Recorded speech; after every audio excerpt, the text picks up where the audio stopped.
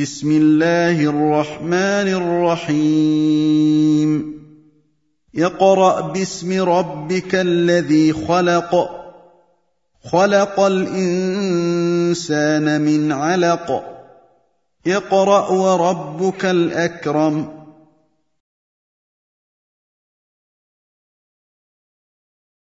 Assalamu alaikum wa rahmatullahi wa barakatuh. Bienvenue dans le cours numéro 29 de notre série intitulée Apprendre à lire et à écrire l'arabe. Dans ce cours, nous allons réviser les 4 lettres précédemment étudiées, Inch'Allah. Alhamdulillah, wassalatu wassalamu ala rasulillah, amma ba'd. Nous avons étudié dans les 4 cours précédents la lettre Sad, la lettre Dad, la lettre Ta et la lettre Va. Donc je vous ai écrit ici le nom des lettres Sadun, Dadun, Ta'un, Va'un. Donc ce qu'on peut remarquer, c'est qu'il y a une dammaten à la fin de chaque mot. Mais dans la langue arabe, lorsqu'on prononce, on ne peut pas s'arrêter sur une voyelle. On l'écrit mais on ne la prononce pas, on prononcera comme si c'était une soukoun. Donc on dira Sad, Dad, Ta, Va. Donc maintenant on va faire la différence entre la lettre Sad et la lettre Sin. Imaginons que sur toutes les lettres on va mettre une fatha. Ça va nous permettre de mieux faire la différence. Sa, c'est. Donc on peut remarquer que la lettre Sad prend plus de place dans la bouche, c'est une lettre emphatique. Elle est plus lourde dans la prononciation. Sa par rapport à la lettre Sin avec la fatha, c'est. Da, de. Même remarque, hein, là ça prend plus de place dans la bouche alors que là elle est amincie. Ta, te. Va, ze, ze. Donc rappelez-vous, ici la lettre Z comme le Z de l'alphabet français, Z. Et ici le zel avec la fatha, c'est le bout de la langue qui va se mettre sur l'extrémité des incisives supérieures, Z. Maintenant que nous avons vu la différence entre ces lettres, nous allons faire un petit exercice, Inch'Allah. Je vous invite à mettre pause et à écrire les 6 exemples de l'exercice avant de remettre la vidéo en mode lecture.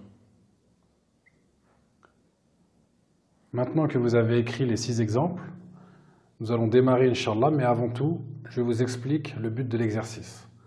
Dans chaque exemple, vous aurez 2 mots. Je vais en prononcer qu'un seul entre les deux et vous allez devoir trouver le bon mot, c'est-à-dire celui que j'ai prononcé. Pour cela, vous devez vous concentrer sur les lettres que je soulignais en vert pour bien remarquer la différence dans la prononciation. On commence avec le premier exemple. Suratun. Suratun. Donc, concentrez-vous bien et soulignez en rouge le mot dont vous pensez être le bon, c'est-à-dire celui que j'ai prononcé. Deuxième exemple, Dudun. Dudun. Pareil, soulignez le mot que vous avez choisi. Troisième exemple, Ta'iratun. Ta'iratun. Soulignez le mot que vous avez entendu. Quatrième exemple, Dhubabun. Dhubabun. Cinquième exemple, Khutbatun. Khutbatun.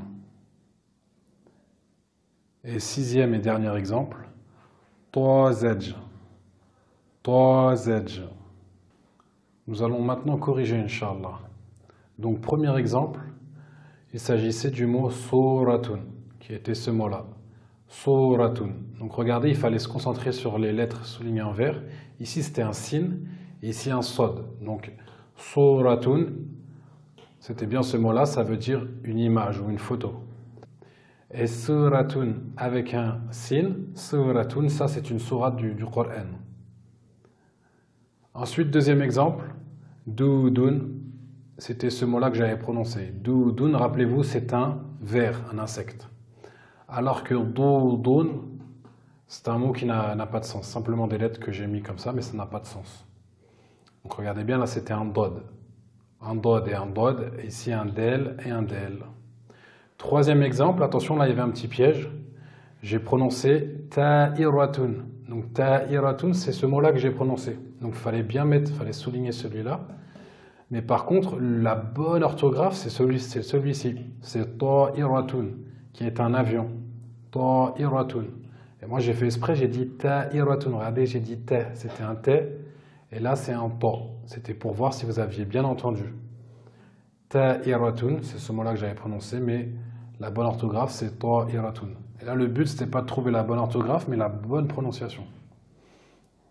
Ensuite, quatrième exemple, dhubabun. Dhubabun, donc c'était ce mot-là, c'est une mouche avec un zel. Rappelez-vous, on met le bout de la langue sur l'extrémité des incisives supérieures. Sinon, j'aurais dit zubabun. Zubabun, le même Z que dans l'alphabet français. Cinquième exemple, khutbatun, donc c'était celui-là, ce mot-là. Khutbatun, rappelez-vous, khutbatun, c'est un discours. Sinon, j'aurais dit khutbatun, khutbatun. C'était un T, khutbatun. Et enfin, sixième et dernier exemple, tozej. Tozej, c'était ce mot-là, avec un to, alors qu'ici c'était un T, sinon j'aurais dit tazej. Donc tozej, ça veut dire frais. Par exemple, un yaourt ou du lait frais. J'espère que cette révision a été profitable. N'hésitez pas à bien réviser les lettres que vous avez apprises jusqu'ici en vous faisant aider par un prof de Coran, de Tajwid ou un prof d'arabe pour bien maîtriser la prononciation avant de passer au cours suivant. Qu'Allah vous facilite et je vous dis à bientôt pour un prochain cours, Inch'Allah. Assalamu alaikum wa rahmatullahi wa barakatuh.